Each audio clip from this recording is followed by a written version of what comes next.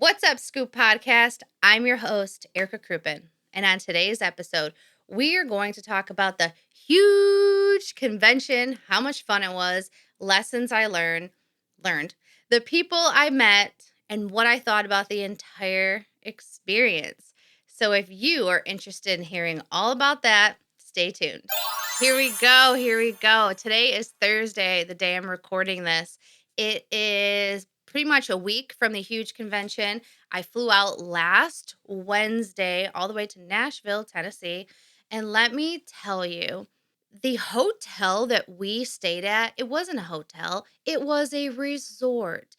This place it was like a garden, like a forest. There was waterfalls, there was trees, there was a paddle river boat that intertwined through the waters, through the common areas. It was absolutely gorgeous. I've personally never stayed in anything like that here in America. When I have flown overseas to like Mexico or where else did I go? Puerto Rico. Nope, I've never been to Puerto Rico. Why am I drawing a name on the blank of where else I've been? Other places, right? In that general area. I've seen things beautiful like that, but not here. So I was really incredibly excited. I guess I didn't put two and two together that the actual huge convention was at the resort until my husband and I were walking around and he was like, "You dum dum, the convention's here. We don't have to Uber anywhere," which we needed to go there the next day. I said, "Oh, perfect. That works." No wonder my girl from Jobber said everybody from a lot of the people that are going to the convention are staying at that hotel. So, sometimes you guys you just have to pay attention to details, and sometimes I'm just not the best with details. But we got to the airport. We went to the Delta Air Lounge because I have an American Express, it's a Delta American Express card, and so every time I use it, I get points. And essentially, I was able to rack up enough points this year to pay for me and my husband to fly to Nashville and fly back comfort class. And then we all like for free. And then we also hung out in the Delta Sky Lounge. If you have not experienced a Sky Lounge at the airport, I would suggest checking it out. It's cool. They have food, they have music, they have drinks, they have chargers, they have seats for you to sit. You don't have to sit with the common peasants in the airport. Just joking. Just joking. But it's cool. It's a cool place to like get away and have a good experience. So my husband and I, since we experienced that with our friends when we used to travel with them, we decided that that was the only way we were going to be able to travel as long as we could afford it. I will say the Detroit Sky Lounge is disappointing. The Delta Sky Lounge on our by our terminal where we were flying out was subpar. The one in Nashville, mwah, chef's kiss. It was huge. It was beautiful. It had a great view. It had the spread of food that they had was amazing. But here's the thing, I needed to keep it limited because I am doing the 75 hard. So I need to stay within my calorie range and this triggers anybody. Trigger warning. I am trying to stay under 1800 calories. That is what I have said for myself. So I needed to be very, very careful on what I was eating, but I still enjoyed some stuff. And they had an espresso machine. What? An espresso machine? Sign me up. Take my credit card. Yes, please. So that that was a really good experience. I got to meet some really, really cool people.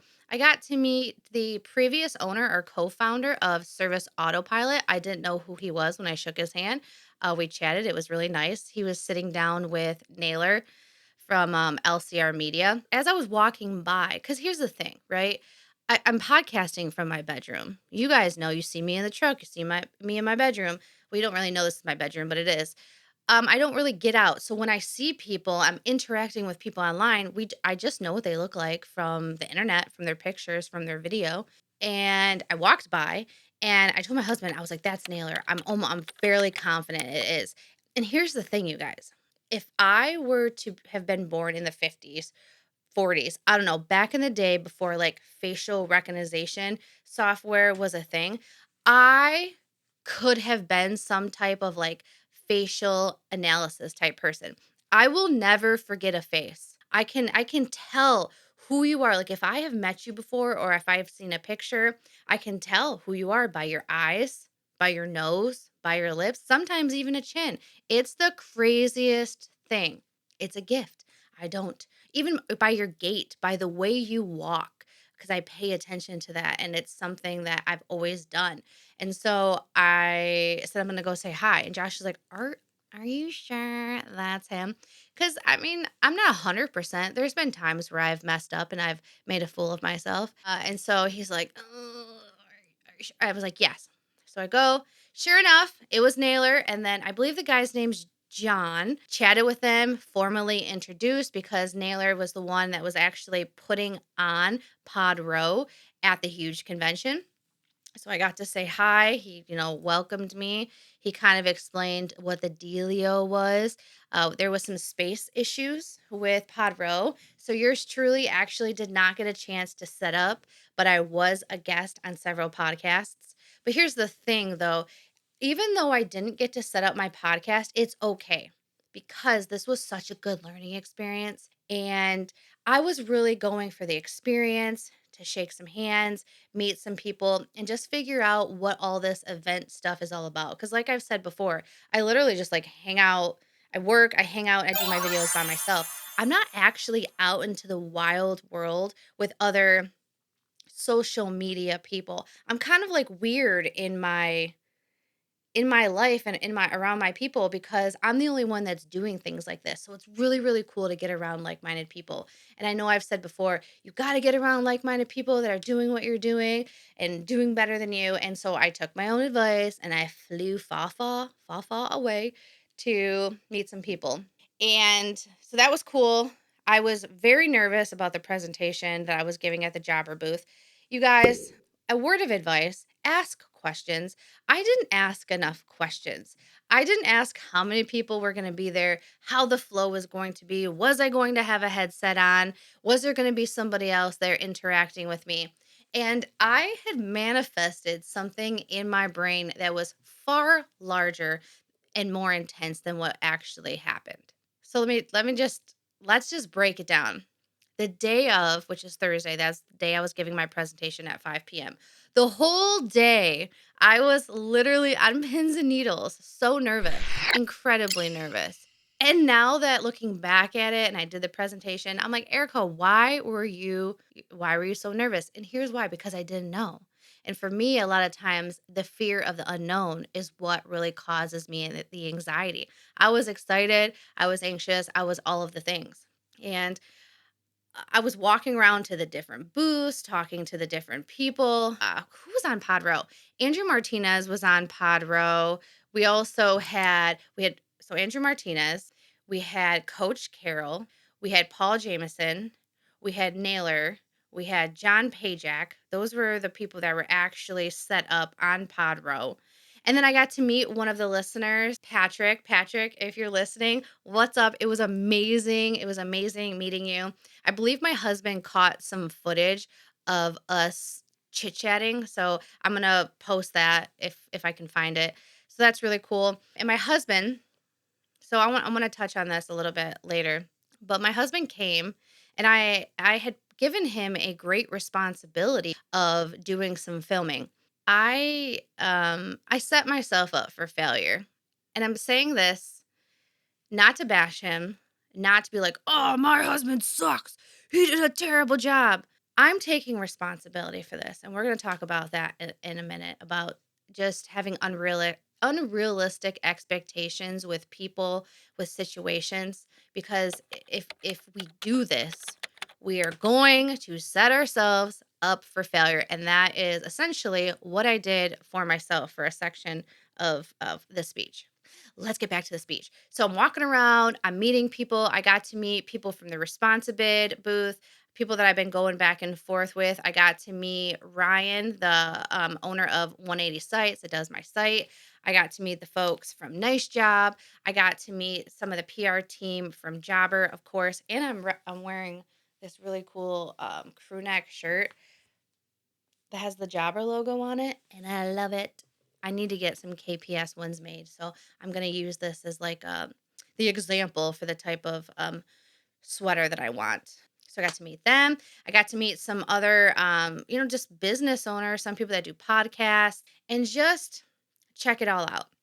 Well, when I talked to the people on Pod Bro, Andrew and John Pajak, they're like, "Hey, listen, the people next to us they took some of the seats or some of the space for Pod Row. So Pod Row actually got shorted. So then they had to like move stuff, they had to reroute stuff. I don't know all the logistics. All I know is there wasn't enough room for me. But they're like, listen, this is what we can do. We can just like share. You can you can sit down, you can talk, you can bring people in, and then we I can go off and do something. Like Andrew Martinez totally offered to share. I was so nervous. I couldn't be a guest on any of the podcasts. And I sure in the hell couldn't set anything up because I was just so incredibly nervous about this speech, this presentation that I was going to give that I just could not do anything else. So I just need to keep walking around, walking off the stress. And I actually ran into Adam Hemsley. It's so weird. His last name's Hemsley, and my maiden name is Hensley. So it's like fairly close. It's not exact, but I don't know. Whenever I say this name, I'm like, oh, my maiden name.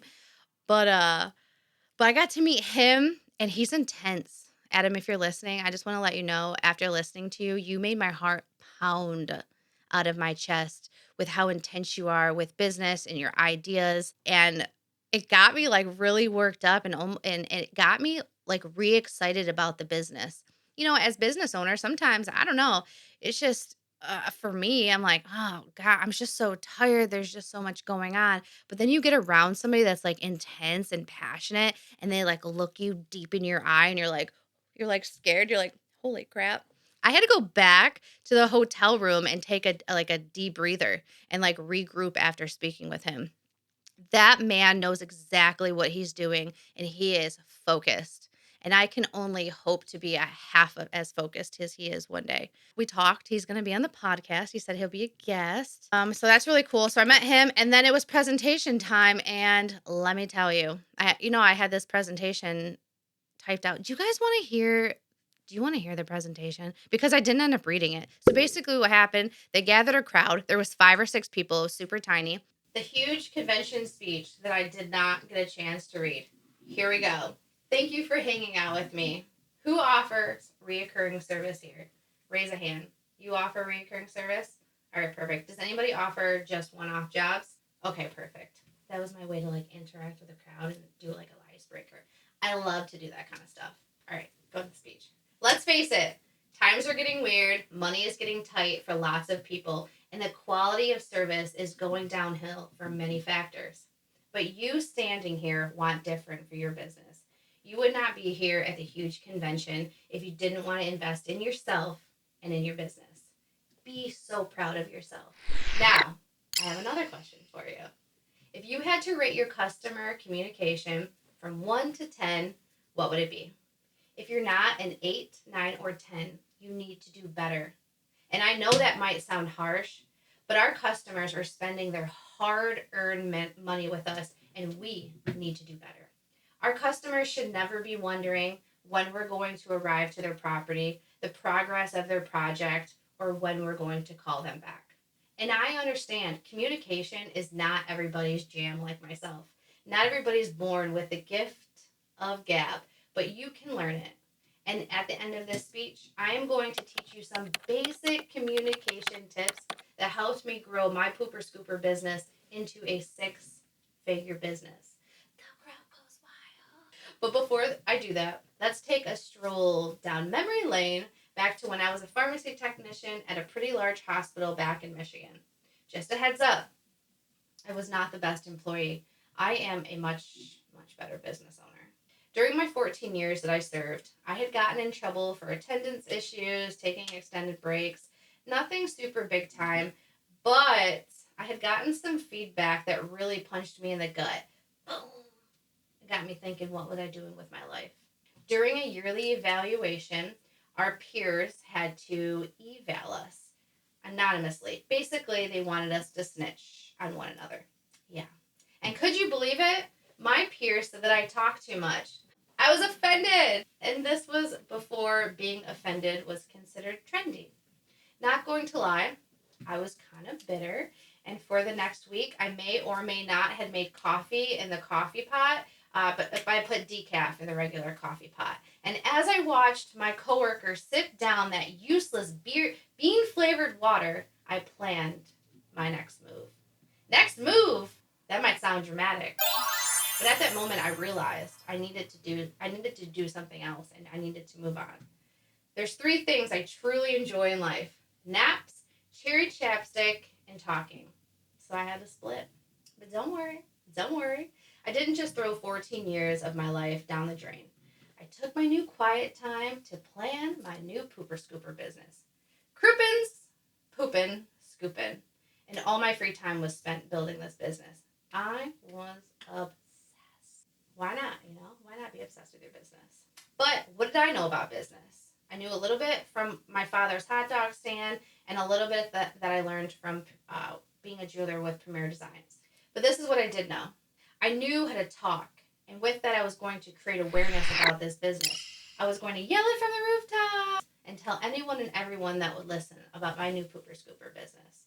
And I truly believe I was able to generate $104,000 in my first year of business because I communicated with people and I kept communicating with them throughout the process and throughout the journey that we did together.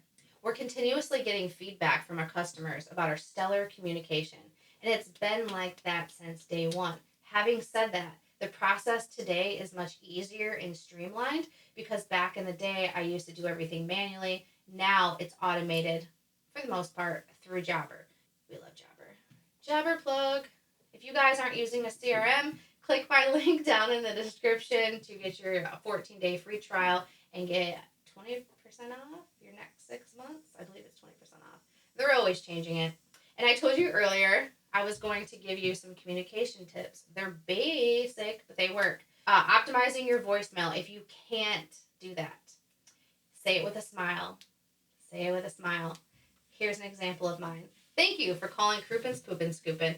There's a chance I'm in the field scooping right now. I check my messages at 6 p.m. on Monday through Saturday and have a turnaround time of 24 hours.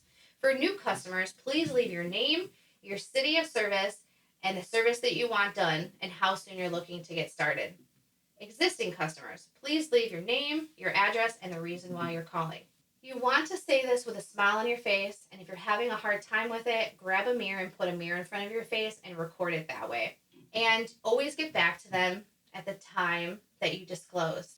In this voicemail, it's really important to do that because you're touching base with them. They're hearing your voice, even though you're not actually answering it. You're letting them know what to do and you're letting them know what to expect so they feel like they're in the loop. It's creating a good experience for them. Okay? Number 2, don't assume your customers can read your mind, especially on bad weather. Okay? And don't assume that they have read your terms of service even though they have signed off on them. We have bad weather days and sometimes we need to cancel service, we need to move service, delayed, whatever. We need to contact everybody individually on the route, either a phone call, text message, or email. You need to let them know why the service was delayed, when to expect you. Us personally, it's either 1 to 3 days. Usually it's the 2 to 3 days because I don't know about you guys, but if there's a missed day, it's not just taking us 1 day to get caught up because everything gets put behind, at least for us, for 2 days. Thank them for understanding. And if they have any questions or concerns, don't hesitate to reach out. You can save these type of automated responses in a Google Doc. You can copy and paste it and send it out as needed. And it's very quick, but it's very effective by keeping your customer in the loop. And customers love this. It's very rare that we get a message of like, why didn't you show today? Because they received a message. We were ahead of the game. They didn't have to think about it. They didn't have to wonder where we were at. And then going on to the text messages, we also send on the way text message. A lot of times it's just, hello, this is Erica on our way to Scoop with a dog and a poop emoji. And we send that out to our customers. It's simple. It's a copy and paste. And the customers lose their minds over this. They write reviews. They respond back laughing at like the dog poop emoji thing. They think it's hilarious. And it has been a huge improvement to our Google reviews. And then number 4, Our turnaround time with complaints are 24 hours or less. And then the verbiage that we send with that is we thanking them for bringing this to our attention and allowing us to correct the issue. Their feedback is appreciated and it allows us to grow our business. And then I also check back in with them during their next service just to see how things are going. And number 5, this is the last one and the newest one for those of you that are listening. I'm talking to you in the video. The closed gate picture. This has been a really big deal, and this has been something that the customers have been raving about as well. A simple picture of a simple picture of a closed gate and text that says your service has been completed and your gate has been closed, sent to them via email through Jabber, or you can send it via text message, has gotten our customers to feel so much more comfortable when we leave the property because they've been burned before. And anybody that leaves a gate open after they've provided a service knowing that the homeowner has a dog is that's like negligible. I've been guilty of it. We've we've been guilty of it. And I can admit that it's unacceptable. And because of that, we implemented a step in our process for scooping and closing the gate to make sure this doesn't happen again because I don't want anything to happen to somebody's dog. I don't know what I would do. And I recently had my going off the cusp here for you guys. I recently had my roof done and they did a great job. They really did a good job, but they didn't close the gate when they left. And because of that, I couldn't give them a 5-star review. They only got a 4-star. And I expressed that to the company. I said, "Hey, you guys did a really good job with the roof, but the ending, the closing process, you guys left my gate open, and I have a dog, so I'm not giving you a 5-star. I'll give you a 4-star." So let's go ahead. Let's recap this. I'm a crazy dog mom. Okay, got it. We're going to optimize our voicemail with a smile and a mirror. We're going to remember that customers cannot read our minds. We're going to send on the way text messages. We're going to handle complaints fast, and we're going to thank them for allowing us to rectify the situation. And we're going to close the gates, and we're going to take pictures of it because customers love that stuff. Okay? Being a business owner is an experience, and it's our job to create an excellent experience for our customers. And in the new world of automation, people are craving that person to person interaction. Think about this one, okay? That one on the way text message to your 65-year-old customer may be the only text message your customer gets because she never had kids and her husband died suddenly 7 years ago. And this is a true story about my customer named Tanya. All of these tips take little to no time, but have had a huge impact on my business. Thank you for your time, and if you have any follow-up questions, we can chat after the demo. Okay, so that was a speech. That end part was a little rough. You can clearly tell that I practiced the first part way more than the last. So thank goodness I didn't actually have to read this bad boy. But what do you guys think? Do you think that's a good speech? I think it's a good speech. I like it. Too bad I didn't get to read it to people, but I got to read it to you guys, and that's what matters. So let me know what you guys think about that. I didn't even have to read the presentation. There was another guy there, Ethan. He started it off. He's from Jobber, and then I just went back and forth. Like he spoke, and then I spoke, and I spoke to the audience. I had my phone in my hands, and I put my phone down because I was like, "There's no purpose. I don't even need this." I myself am really good at interacting with the crowd. And when they ask questions, I know so much about Jobber and I know a lot about my customers. I know a lot about the business that I'm able to just answer off the cusp. And that's really cool when you get to a point in business where you can just flow with it. And so that gave me some confidence. And afterwards I was like, this is cool. This is so dope. I had such a good time.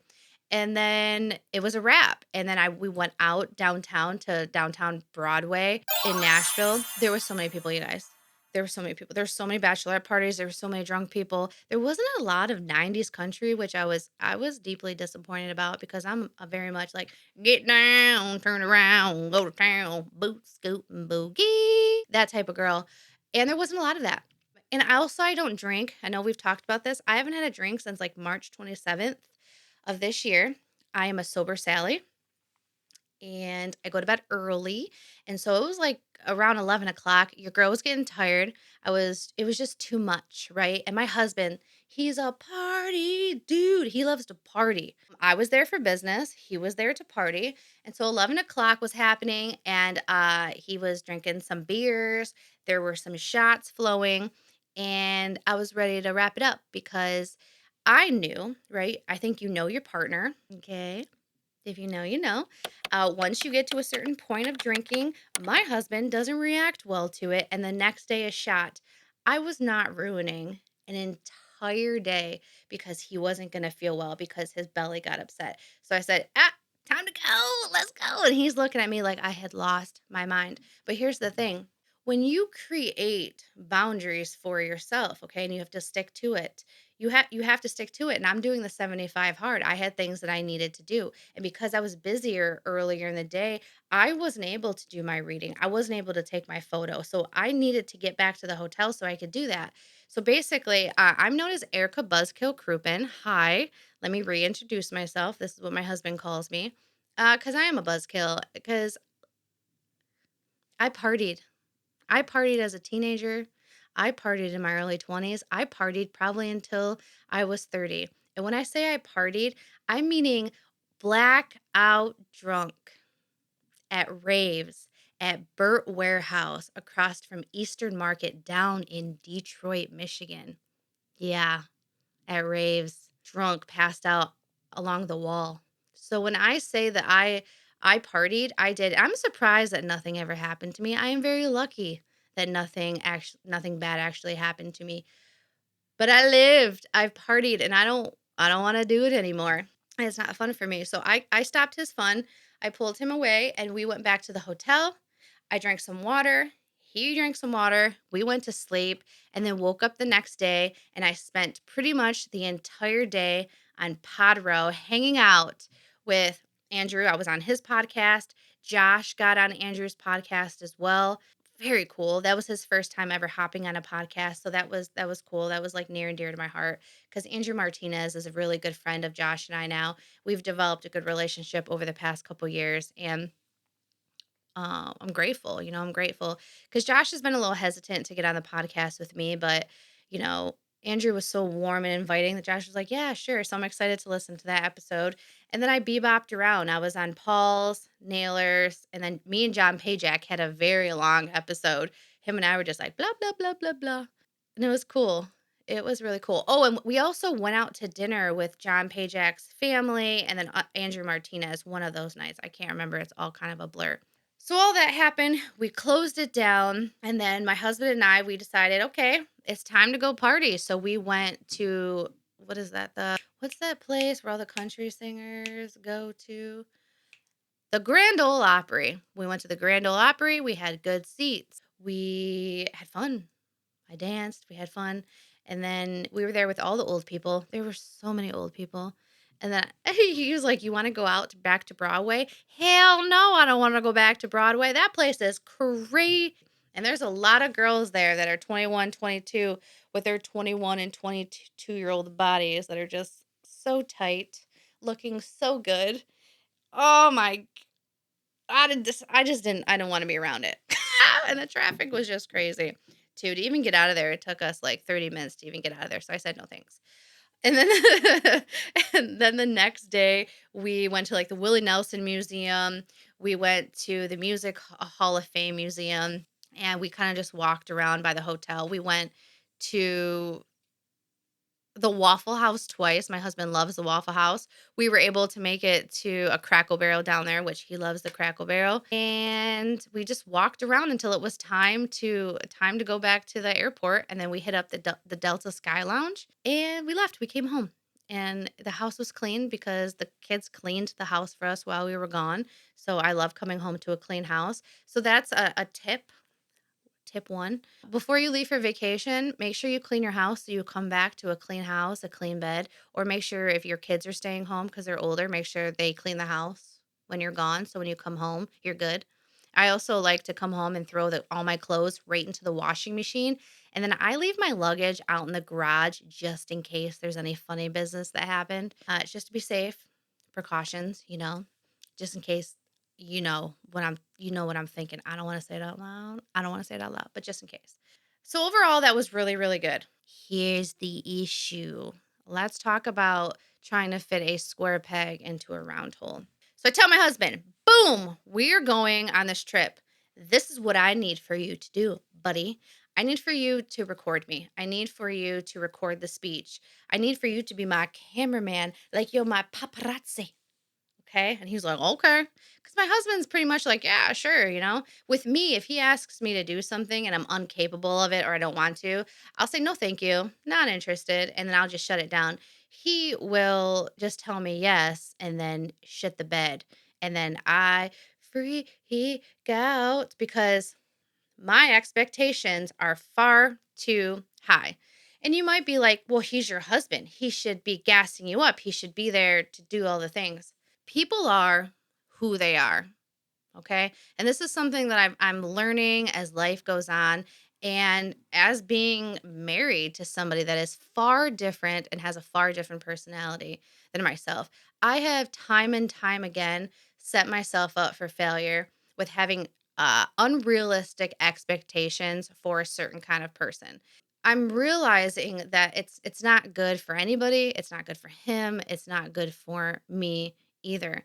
And it's taking me a lot to learn this because to be completely transparent, growing up, my parents did not have a good relationship. Like my parents are still together, and I'm not going to like go too much in detail, but I didn't have a favorable upbringing, right? But I always had a roof over my head, always had clothes, had food in my stomach. I never had to worry about where my next meal was, but it was incredibly unsettling to say the least.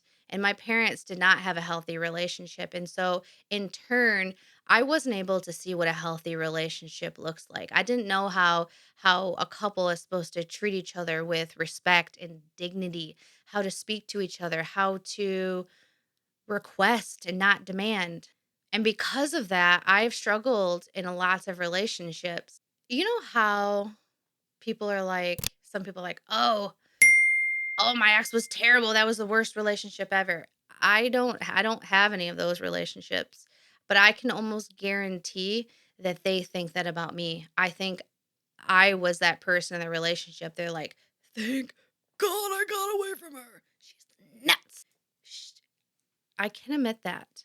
Looking back on that stuff, it wasn't, you know, it was rough. It was rough times. And Josh and I have been together for 12 years, married for 6, and it's been a journey. It really has. And he has taught me a lot because he comes from a family of parents that were very loving towards one another. And his parents were loving towards them. Me and my brother didn't receive that type of stuff. It was very much do as I say, not as I do, right? So I can do all this, but you're not going to do this. So it's just very confusing growing up. And I'm saying this all to say that asking my husband to film me, knowing that he doesn't even do social media, he doesn't do photography. He still takes selfies like this. If he takes a selfie, he's the type of guy that takes a selfie with a fish. If you know, you know, right? So to think that this man was going to be able to capture footage of me the way that I want the footage captured was just completely unrealistic. And when it was time to do my presentation, I set the camera up thinking that he was going to grab it, he was going to move it, he was going to do what needed to happen, but he didn't know what to do. He didn't know what to do. He zoned out, started talking to somebody, and he didn't capture the footage that I want. So the footage that you guys are seeing online is from me when I set up the camera. I have no audio from it because the audio wasn't set up, none of it. And this taught me a lot of things that I need to when I make enough money, hire somebody to film me like an actual professional, or I needed to just set it up with the tripod and with my microphone and do all this because I have spent the last 5 years of my life learning these skills and doing it.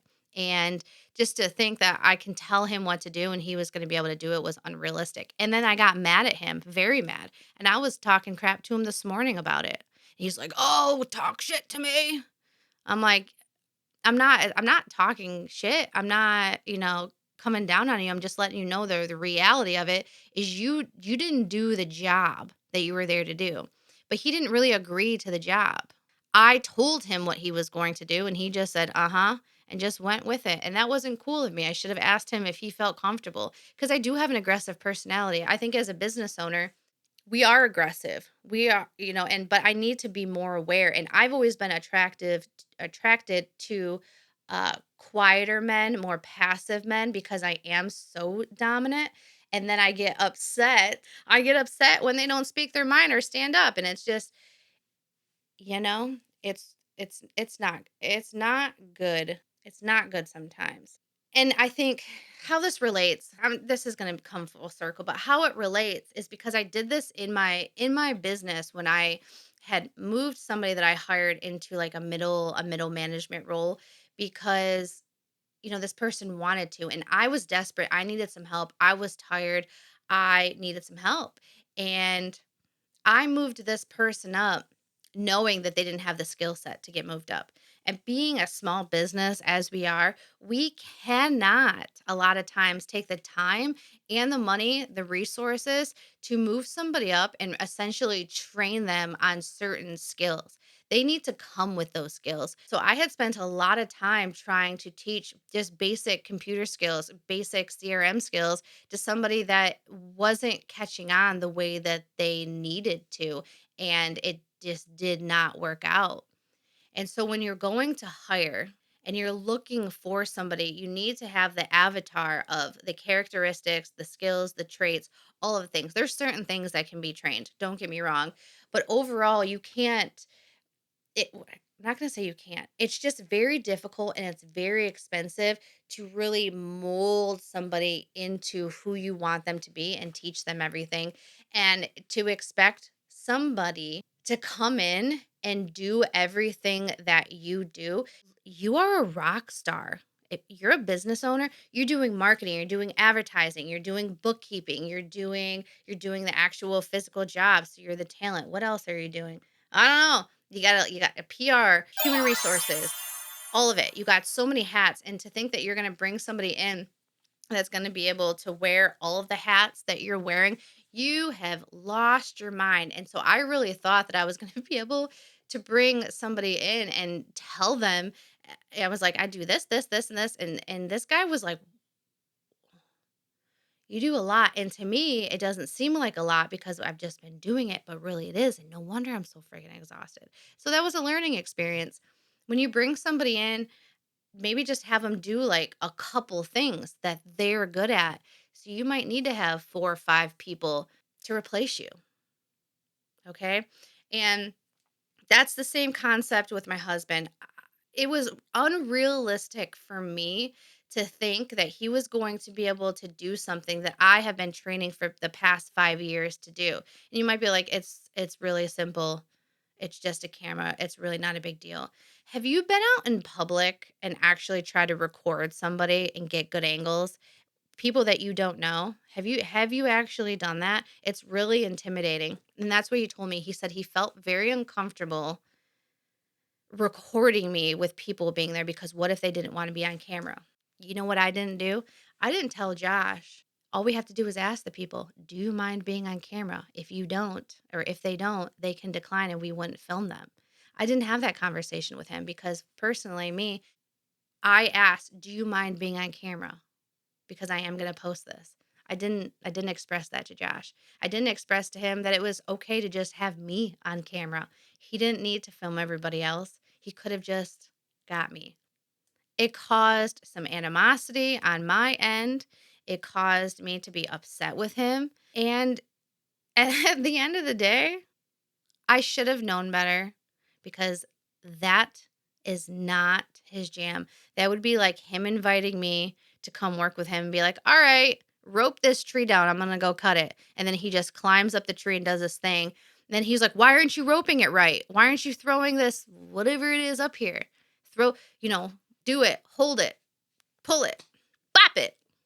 I want you to think about that next time you are in a situation where you're having or potentially having unrealistic expectations for a person that you're hiring, you're bringing into your company, or even somebody in your household, such as your partner. Because a lot of times we do have these unrealistic expectations. In my opinion, it is crazy for us to think that another person could be everything and anything to us.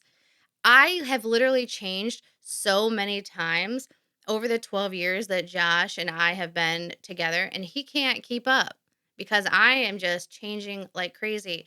And I'm like, I just didn't understand why he couldn't keep up. It's because it's I'm a lot. I'm a lot. And he shouldn't have to. Just because I'm into something new or I learned something or I've dedicated years of my life to figuring something out doesn't mean that that's his passion or he wants to invest time in it. He came with me on this vacation. He was there to be moral support to me. He was there to make sure that I was safe. He did a lot. So we're gonna wrap that little section up. The jobber thing went really good. I think I really impressed them. I can't talk about it yet, but there's a couple of more things in the works with jobber moving forward because I think they liked me. So that's cool. And for you guys that see my jobber stuff online, such as like Instagram or TikTok or Facebook, if you guys could interact with that stuff, give it, you know, give it a like, give it a comment because honestly, the comments when you guys leave, that's how I'm able to create content. Yeah, it gives me directed content, some feedback, and I appreciate that kind of stuff. So, interact with it. And I feel like I've said so many times in this episode, I'm going to cringe when I go back and listen to it. And this episode was just a recap. Last week we talked about what did we talk about? Business, description of your business plan. We took a little bit of a break from that, and then we will pick back up. I'm also going to start doing interviews again. And if you want to be on the podcast, get in touch with me. Send me a DM on Instagram, letting me know why you want to be on the podcast and when's good for you, and then I can provide you with my link. And I would love that. What else is going on? The Pooper Scooper convention is next month. If you're going to be there, I'm super stoked. I can't wait to meet you. And I'm just really excited. So I'm gonna go ahead and I'm gonna wrap this one up. I try to drop a new episode every Monday. If you guys haven't liked, subscribed, commented, and did all of the things, I would greatly appreciate it if you would go ahead and do that. And until next time, bye.